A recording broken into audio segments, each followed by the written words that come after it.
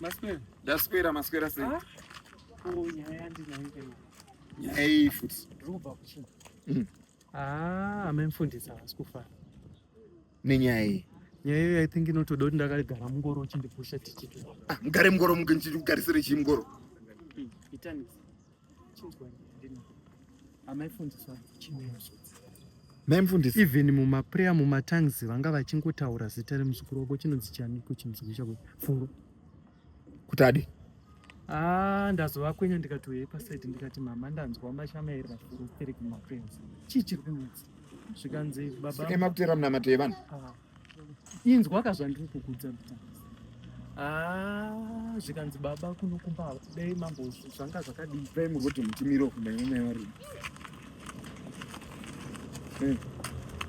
Amemfundisi vangu zvanga zvambodii kuti furo yambomira kuya kuchechi.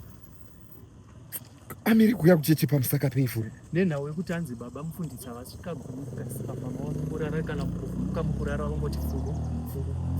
Zvokuti amai mufundisi havachanzwisisi kuti zviri kufamba sei zvafuro nezvapakati pamufundisi nafuro.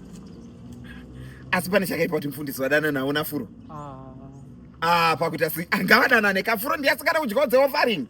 Ndiasingada kudyawo dzemataifi. Indawo muchidestroy cheche. Kudestroy cheche pakuti sei? Makamboona upi kupombo unoitika pamukati. Upombwe wei murume anokwanisa kuti vakadzi kana 10 kana 20 kana 30 kana 400. Handiti? Aiwa. Saka manje chingaipe chii? Manje vakadzi vamazuva ano vakusota.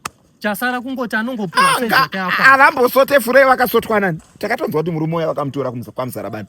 Mufundisi vakatotorwa mukadzi wokutanga angazidi mukadzi woko chaichai. Bitanesi dzimwe nyaya ndedzevakadzi. Dzimwe nyaya ndedzevakadzi. Siyana nadzo. Mapuwa una wewana.